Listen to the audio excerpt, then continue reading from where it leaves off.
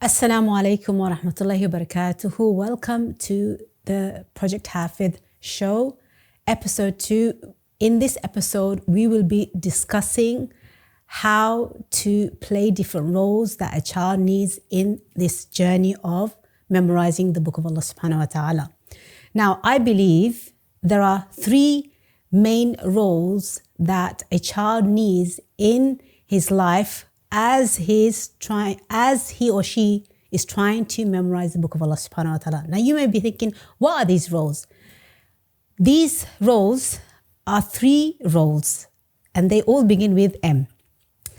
Firstly, the role of a mother, the nurturing role, the role of caring for the child who's embarking on this wonderful journey of becoming a Hafidh. The second role is the role of the motivator, the one who will motivate the child, encourage the child, be like a cheerleader so that the child feels a sense of motivation and can carry on this long, arduous journey. Then the third role is the role of the madrasa, the place where the child is learning, progressing, and also giving an account of his memorization target. So I feel that each child needs those 3 essential roles in her or his life. So let me break these down so that you can understand. And also, while I'm talking about these 3 roles, I want you to think about what kind of roles are you prepared and able, that's the key word, able to play in your child's life. So let's start with the first role, the role of the mother. This role is often underrated. We feel that what's the role of a mother? Actually, when we look into the history and we find the examples of the mother of Imam Malik, mother of Imam Ahmad, mother of Imam al-Shafi'i, and many, many great scholars of the past, successful men of the past and women of the past, the significant person they had in their life was their mother. Now let me tell you, you probably know this, but let me just remind you that when Imam Malik was growing up, his mother would dress him up in fine garments and he would be sent to the class of the scholar. And the mother would say, go to Rabia, one of the scholars of the time, and learn from his manners before you learn from his knowledge. Now this is coaching, instruction from the mother. Then we find the mother of Imam Ahmad and the mother of Imam al-Shafi'i. And who can forget the mother of Imam Bukhari? Subhanallah. We know that Imam Bukhari, he became blind and he was sent to different physicians and doctors to cure his eyesight. But it was the mother who made dua and never gave up. And she continued making dua for Imam Bukhari until his eyesight was regained. So we cannot underestimate the contribution of a mother. And you may think, what do I do as a mother? Well, just simple thing as nurturing role in the child's life goes a long way. When I spoke to some of the mothers of Hafidh, they would tell me how they would make sandwiches so that the child can go from school to the madrasa. And they would ensure that the child would eat healthy, wholesome food. And this is something that we don't really think too much of. We think, what's the food going to do with Hifz journey? Actually, it has a huge impact. We know this famous saying where people say that you are what you eat. You see, if you want your child to become the bearer of the Qur'an, then you need to ensure that the child is eating healthy, wholesome food. Not to say that the child cannot have a treat, but generally speaking, one needs to take care of the child's health and well-being holistically so that the child can memorize the book of Allah subhanahu wa ta'ala with ease and with effectiveness, inshallah. So that's the role of the mother. And a lot can be said about this role. Now, I have to address one thing, and that is, as mothers, we have to be present, meaning pay attention to the child's well-being. what's happening in the child's life, what's going on. Is he or she finding it difficult to memorize certain portion? And that is something that you need to do consistently, not every so often, because nobody knows a child better than the mother. There is this thing called motherly instinct, and that's something is very important for us to pay attention to. Why? Because a mother knows the child when she is able to pay attention. Just like the mother was carrying the child for the 9 months, she's able to know if the child is moving, if the child is not moving. Similarly, a mother knows what's going on in the child's life just by looking at the child. So this role is huge and we cannot underestimate. You see, there's a very famous saying that says that a hand that rocks the cradle rules the world.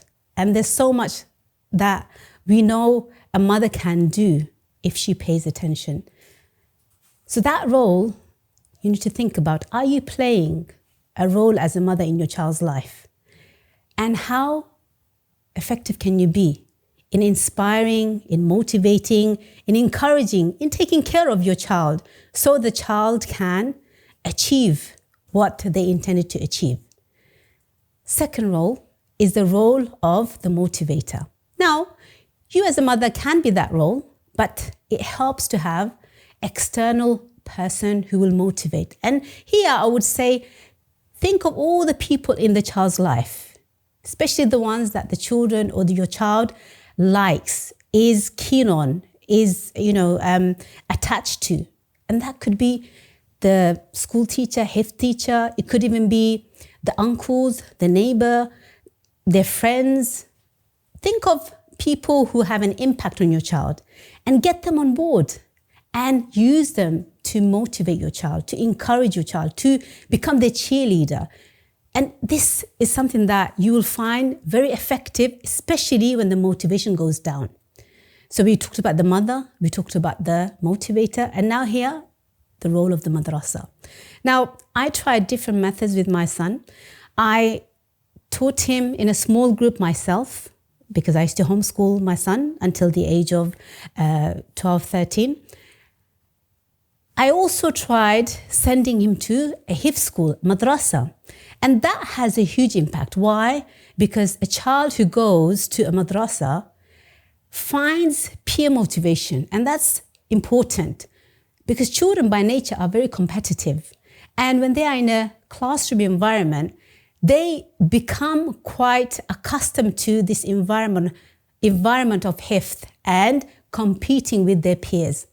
And that's something that I found quite useful, especially when he became quite stagnant at a certain point. So think of some spaces that you can send your child, like a madrasa. And if you live in an area where there's no madrasa, think of online madrasa. We live in a time where there's so much available to us, alhamdulillah. It's not all or nothing, it's something. And be sure that these roles sometimes is very difficult to play all three. When I did the workshop based on this book, I asked mothers, what kind of role are you playing in your child's life? Are you playing the role of a mother, motivator, or madrasa? Some enthusiastic mothers, they felt they could play all the roles. They could play the role of a mother, a motivator, and a madrasa. Now, when I asked them, realistically, think about it. What role can you play, given your personal circumstances, commitment, and the demands in your life? They thought for a while, and it dawned on them, actually, they can't play all three roles. And that's fine. That's absolutely fine, because we have to be realistic. And we have to think, what can we do that is within our capacity? Because some mothers, they are busy with other children. They have more than one child. Some mothers, they have very busy household.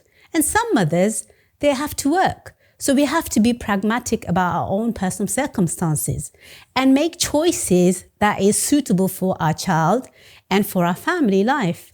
So when it dawned on the mothers, they realized, actually, I can't play all three roles. I can only be a mother to my child in this journey. And that's okay. That's okay. Remember, the role of the mother goes a long way. So don't apologize for just being a mother. This role is huge. So much so, Allah subhanahu wa ta'ala talks so much about being grateful to our mothers. Why? Because they bore us in difficulty, they gave us birth in difficulty, and they rear us in difficulty. So this role should not be underestimated. If you can just play that role, being a present mother, it will go a long way. Now other mothers, they felt, no, I can actually be a madrasa for my child. I can teach my child because I'm homeschooling and I have the capacity, I'm not working. That's also fine.